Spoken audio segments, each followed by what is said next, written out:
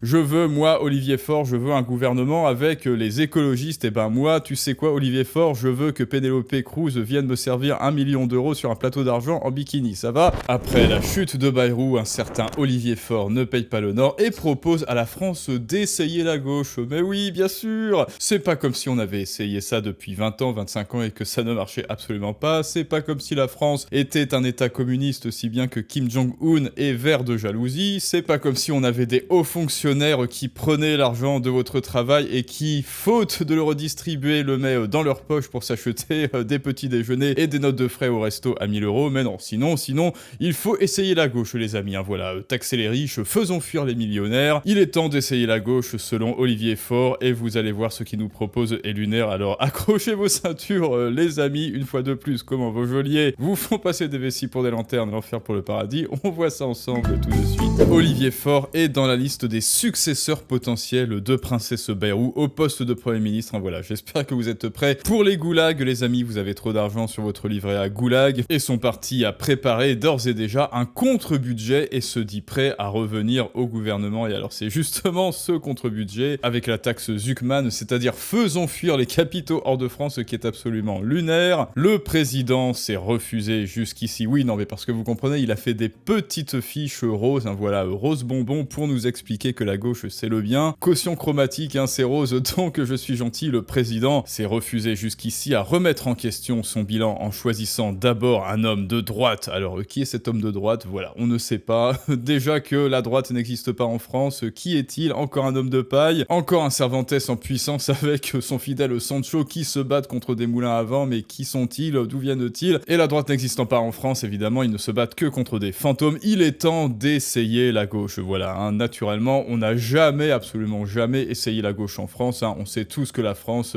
est d'extrême droite, on sait tous que la France est libérale, hein, et c'est d'ailleurs pour ça qu'il n'y a absolument aucun régalien en France, hein. C'est pour ça qu'on vous disrupte 70% du fruit de votre travail, de votre belle part de tarte, de votre travail, hein. C'est bien parce que la France est de droite qu'il y a des gabegies et qu'il y a des centaines d'agences publiques qui ne servent à rien, mais je le réaffirme, et que aussi que la dépense publique a dépassé le PIB, hein. Selon Olivier Faure, c'est à cause de la méchante droite, mais je le réaffirme, nous ne braderons ni nos convictions ni nos propositions pour avoir Matignon, parce que le mec se croit déjà à Matignon, hein. Il est tout trouvé, bien sûr, Olivier Faure, je veux aller à Matignon, et en plus avec mon petit caprice d'adolescent, parce que rappelez-vous, on l'a vu, la LFI est un système de pensée dédié aux adolescents et aux adolescents, hein, c'est-à-dire des adultes qui n'ont jamais dépassé le stade de la crise d'adolescence, et dès lors que vous voyez un membre de LFI, genre Raphaël Arnaud, genre l'élève du Cobu, eh bien vous voyez exactement de quoi je parle. Mais en plus de s'imaginer d'ores et déjà à Matignon, un petit peu comme un enfant qui fait de la pensée magique là et qui joue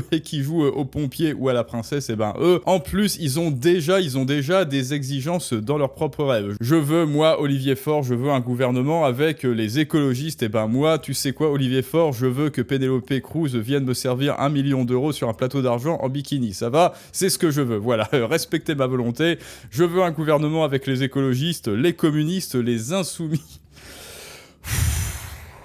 Autour de François Ruffin et Clémentine Autain. Est-ce que vous imaginez ce scénario? C'est pire que n'importe quel scénario post-apocalyptique dans Mad Max, hein. C'est ce qui attend la France. Vous imaginez aux commandes François Ruffin, Clémentine Autain, Olivier Faure avec la taxe Zuckman, et pendant ce temps-là, les écologistes et les communistes, hein. Oh ça alors, les communistes! Oui, nous allons préparer la France à devenir vraiment communiste, parce que nous n'avons pas essayé le bon communisme. Eh bien, toutes ces bonnes personnes continueront de vivre dans les bons quartiers, pendant que vous continuerez de vous appauvrir, et avec leur petit mégaphone là, ils diront et surtout, n'oubliez pas de faire barrage à la haine, hein, voilà, pendant qu'ils sont en train de faire un plongeon dans leur piscine, parce que c'est ça le vrai communisme, rien en dehors de l'État, et tout pour les hauts fonctionnaires de l'État, et rien pour vous, bien sûr. Et si vous refusez cette taxation, si vous refusez ce racket, eh bien vous êtes un méchant facho, bien sûr, avec tous ceux qui seront prêts à s'engager pour réorienter la politique, tous ceux, sauf ceux qui ne sont pas d'accord avec moi, naturellement. La politique conduite jusqu'à présent vers plus de justice, enfin enfin, plus de justice, enfin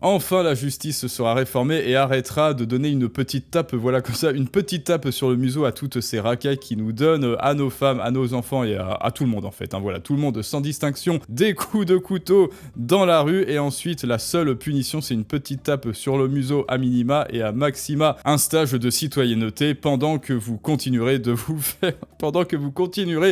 faire squatter votre maison et que la justice n'y changera absolument rien. Ah bah non, enfin il y aura une vraie justice et quand vous ferez squatter votre maison, vous avez juste à appeler la police et le squatteur sera puni à coups de pied au cul. Eh ben enfin une bonne nouvelle. Ah non, c'était pas ça qu'il voulait dire, zut. Organiser le débat autour de nos propositions seront les bienvenus à condition, encore des conditions, hein, voilà, je veux et j'exige, je veux Penélope Cruz en bikini, je veux des conditions à condition qu'il n'y ait aucune confusion. Il faut un vrai gouvernement de cohabitation. Alors là, préparez-vous, regardez bien la double mesure, regardez bien le double standard de cette phrase et l'hypocrisie totale, l'incohérence totale. Il faut un vrai gouvernement de cohabitation qui porte sa propre politique de gauche et écologiste. Hein, voilà. En fait, la cohabitation dont il parle, c'est la gauche et les écologistes, c'est-à-dire la gauche et la gauche, quoi. Il n'est pas question de former un gloubi-boulga. Bah, pour l'instant, tout ce que tu nous dis, c'est un gloubi-boulga, mais bon, un gloubi-boulga de en même temps et de droite et de gauche autour d'une plateforme commune. Donc, autrement dit, ils exigent, hein, je veux et j'exige d'exquises excuses, un gouvernement de cohabitation et juste après, hors de question de cohabiter avec la droite, hors de question de cohabiter avec des idées qui ne nous ressemblent pas, bien sûr. Nous ne sommes pas les mêmes. Alors, attendez, là, je vais me cacher parce que quand même, regardez, nous ne sommes pas les mêmes, c'est-à-dire les gens qui sont de droite, les gens qui ne réfléchissent pas comme lui, hein, c'est un petit peu, eh bien voilà, les heures sombres de notre histoire. Il faudrait, je pense que quand si Olivier Faure est Premier ministre, eh bien si vous êtes de droite, si vous avez voté, ben en fait, bon, il n'y a pas de droite en France, mais par exemple, vous avez voté Reconquête, vous avez voté LR, hein, voilà, par exemple, de toute façon, ce qui est à droite en France, selon eux, c'est tout ce qui est à la droite de LFI. De toute manière, eh ben, ils vont vous distribuer, des petits brassards, voilà, des petits brassards avec une étoile où il y a marqué de droite. Et comme ça, discrimination, et puis après, ils vont mettre des affiches, regardez, c'est droitard, et après, ils vont vous représenter avec des nez crochus, ou je sais pas quoi. Pourquoi ? Parce que nous ne sommes pas les mêmes, et là, on est dans un discours eugéniste presque, hein. Nous ne sommes pas de la même race, nous ne sommes pas de la même espèce, et donc, hors de question de cohabiter, nous voulons cohabiter, mais seulement avec ceux qui sont d'accord avec nous, voilà. Ensuite, le gouvernement doit proposer, et ensuite, le Parlement disposer. Alors voilà, là on passe d'un terme eugéniste à un terme qui est issu de la mystique abrahamique, c'est-à-dire il utilise la maxime biblique, l'homme propose, Dieu dispose, et il fait quoi ? Le gouvernement propose et ensuite le Parlement dispose. Donc en fait le mec il se divinise lui-même, hein, voilà. Mais en même temps, petite modestie puisqu'il va selon lui aller au gouvernement. Je suis prêt à jouer pleinement le jeu de la démocratie parlementaire, à gouverner sans recourir au 49.3 et ça alors plot twist, si on le laisse aux manettes, ça alors il va imposer des 49.3 à la volée comme ça alors, oh comme c'est bizarre, et ben oui, c'est ce que n'arrête pas de prouver à travers les générations et c'est ce que ne cesse de prouver l'expérience de Stanford. Quand vous remettez un pouvoir entre les mains d'une personne qui est illégitime, ce même pouvoir qui est beaucoup trop grand pour elle, et bien devinez quoi, cette personne en fait n'importe quoi. Pourquoi ? Et ben parce qu'il est illégitime à exercer ce pouvoir, voilà. Il n'en est pas digne et c'est ce qui va se passer avec Olivier Faure dans son scénario complètement ubuesque, bien évidemment qu'il va utiliser des 49.3, bien évidemment qu'il va abuser de son pouvoir, ce petit tocard, voilà, on peut dire. L'absence de majorité absolue suppose que l'on ouvre des goulags... Ah non, pardon, c'est pas ça. Suppose que l'on cherche à avancer en acceptant les rapports de force. Là, voilà, il y a une espèce de caution, de consensus. Ne vous inquiétez pas, nous ne sommes pas les mêmes. Vous n'êtes pas de la même espèce, vous êtes une espèce inférieure. Je vais créer des brassards jaunes exprès pour vous, un petit peu comme dans la Société de Mars. Mais ne vous inquiétez pas, je suis prêt. Moi, grand seigneur, hein, ici croit déjà, rappelez-vous, à accepter les rapports de force voulus par les Français.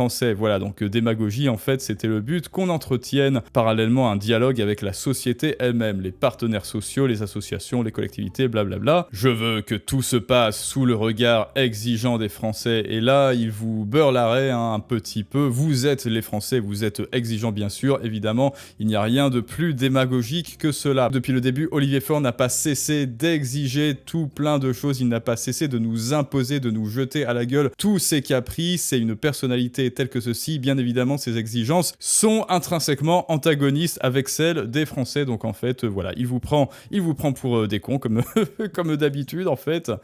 Faire 44 milliards d'économies, ça n'est pas assez, Olivier Faure, il en faut 100, et devine comment est-ce qu'on en fait 100? Eh bien, en supprimant la retraite par répartition, en supprimant cette affreuse, cette immonde roue du hamster de la répartition et des cotisations, suppression de plein de charges sur le super brut de Nicolas, suppression de l'Arcom, suppression de France Travail, et suppression des centaines d'agences publiques qui ne servent à rien, suppression des 3/4 des députés, et dont toi d'ailleurs, suppression du Sénat qui est un iPad de luxe, suppression, voilà, à fouer à tout en fait, suppression des 3/4 des ministères qui ne servent à rien également, sinon à créer des tweets que Sarah Knafo débunk d'ailleurs. Et là on les trouvera, les 100 milliards, ne t'inquiète pas. Donc, c'est la récession, le chômage, les colères qui augmentent, un scénario catastrophe. Et à la fin, c'est l'extrême droite qui l'emporte. Mais qui est l'extrême droite en France? Voilà, dites-le moi si vous le savez. Nous voulons montrer qu'un autre chemin existe. Donc là, il joue le rôle du pasteur, hein, le rôle abrahamique, le rôle abrahamique de Moïse. Je vais vous montrer, ne vous inquiétez pas, peuple oppressé, un autre chemin. Moi, prophète Olivier Faure, je vais prendre mon bâton de berger de Premier ministre et je vais ouvrir le Parlement en deux